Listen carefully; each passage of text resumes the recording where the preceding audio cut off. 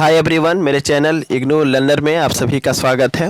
दोस्तों, मैं फिर से आप सभी के सामने इस वीडियो के माध्यम से BHDC 132 का सबसे महत्वपूर्ण प्रश्न रीतिकालीन काव्य की क्या क्या प्रवृत्तियां हैं, या ऐसे भी प्रश्न एग्ज़ाम में आ सकता है कि रीतिकालीन काव्य की क्या क्या विशेषताएं हैं। ठीक है, तो यह प्रश्न एग्ज़ाम के लिए काफ़ी ज़्यादा इम्पोर्टेंट है और यहाँ पे मैं आप सभी को कहना चाहूँगा कि आप इस वीडियो के अंत तक बने रहें, जिससे कि आपको इस प्रश्न का आंसर जो है अच्छे तरीके से मालूम चल सके।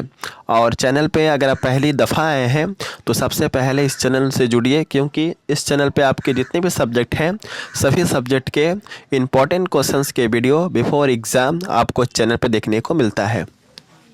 तो प्रश्न एग्जाम में क्या आएगा?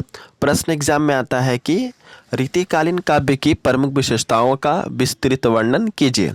तो सबसे पहले आपको आंसर लिखना है कि रीतिकालीन काव्य की विशेषताएं निम्नलिखित है, जिसका व्याख्या हम निम्नलिखित केंद्र बिंदु के तहत कर सकते हैं, जो इस प्रकार है। यहाँ पे मैं आप सभी को थोड़ा सा एडवाइस देना चाहूँगा कि अगर इस तरह का प्रश्न आता है कि रीतिकालीन काव्य की प्रवृत्तियाँ या विशेषताएं या भक्तिकालीन काव्य की प्रवृत्तियाँ या विशेषताएं, तो इस तरह के प्रश्न को एज ए निबंध की तरह नहीं लिखना है, बल्कि सभी प्रश्नों का जो है आंसर पॉइंट वाइज लिखिए, हेडिंग वाइज लिखिए, क्योंकि ऐसा लिखते हैं तो एग्जामिनर के ऊपर जो है ज़्यादा प्रभाव पड़ता है और उन्हें यह एहसास होता है कि आप थोड़ा सा पढ़े हैं। ठीक है, तो आंसर कैसे लिखेंगे कि रीतिकालीन काव्य की विशेषताएं निम्नलिखित है, जिसका व्याख्या हम निम्न संदर्भ में कर सकते हैं। तो सबसे पहला विशेषता क्या है? रीति ग्रंथों का निर्माण। हेडिंग देना है और इस हेडिंग के अंतर्गत आप लिखेंगे कि रीति ग्रंथों का निर्माण जो है रीतिकालीन काव्य की विशेषताओं में से सबसे प्रमुख विशेषता माना जाता है। इस काल में जितने भी कवि हुए, उन सभी कवियों ने अपने रचनाओं के माध्यम से, अपने ग्रंथों के माध्यम से रीति ग्रंथ का निर्माण किया। यानी कि इस काल में जितने भी कवियों ने अपने रचनाओं में ग्रंथों की रचना की, उन ग्रंथों को हम कहते हैं रीति ग्रंथ। समझ गए? तो कहीं ना कहीं रीति ग्रंथों का निर्माण जो है यह रीतिकालीन काव्य का सबसे प्रमुख विशेषता के रूप में हम देख सकते हैं। दूसरा है वीर रस की प्रधानता। ठीक है, तो इस हेडिंग के अंतर्गत आप क्या लिखेंगे? इस हेडिंग के अंतर्गत आप लिखेंगे कि वीर रस की प्रधानता जो है रीतिकालीन काव्य की सबसे प्रमुख विशेषता माना जाता है। क्यों? क्योंकि इस काल के रचनाकारों ने अपने रचनाओं के माध्यम से वीर रस से संबंधित कृतियों की रचना की। ठीक है, तो वीर रस क्या होता है? उनकी रचनाओं को पढ़कर लोगों में वीरता की भावना पैदा होती है, यानी कि वह रचना जिसको पढ़ करके लोगों के अंदर जो है हिम्मत जागता है, ठीक ना, साहस जो है बढ़ता है किसी से लड़ने का, किसी से अपने शोषण के विरुद्ध आवाज़ उठाने का।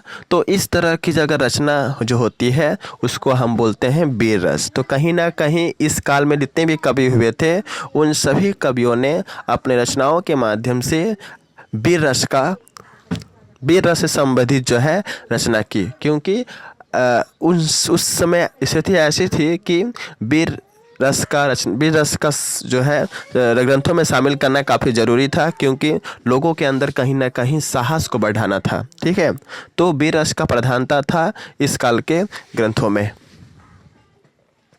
अगला है श्रृंगार रस की प्रधानता।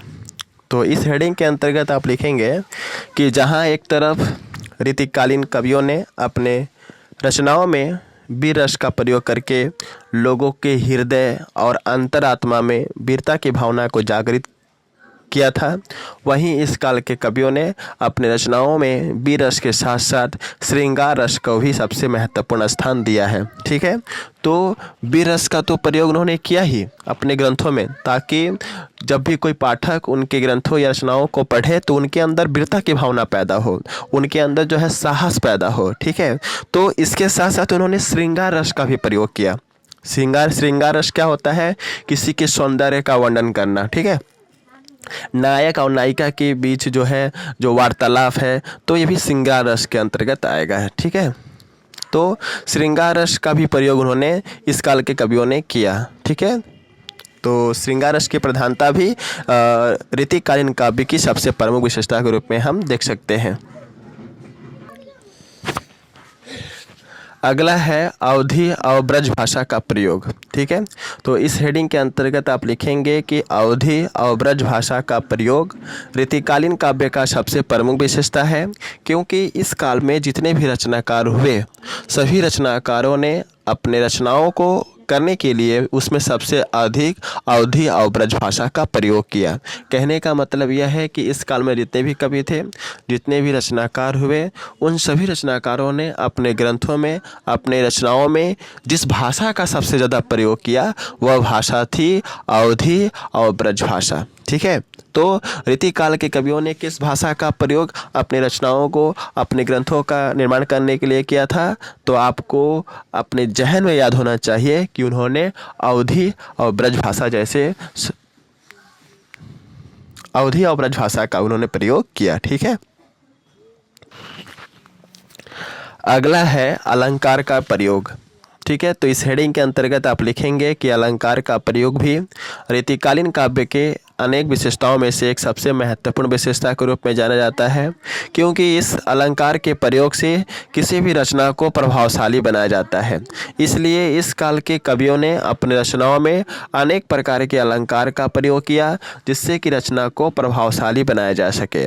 तो कहीं ना कहीं रीतिकालीन काव्यों में हम देखते हैं कि इस काल के कवियों ने अपने रचनाओं में अलंकार का प्रयोग करते हैं।